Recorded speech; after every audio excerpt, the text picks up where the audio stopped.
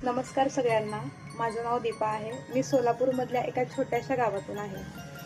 आता ह्या लास्ट दिवस आहे 2025 माझ्या आवडत्या व्यक्तीला मिळवण्यासाठी मी लई प्रयत्न केलेत. माझ्यासारखं प्रयत्न कुठलीच व्यक्ती केली नसेल. त्याच्यासाठी त्याच्या घरच्यांना भांडले, त्याच्यासाठी मी त्याला स्वतःला भांडले, त्याच्यासाठी मी इमोशनली प्रॅक्टिकली सगळ्या गोष्टी केल्यात. सगळ्या गोष्टी जे करायला पाहिजे ना प्रेमाच्या सगळ्या गोष्टी मी त्याला मिळवण्यासाठी केलेल्या आहेत.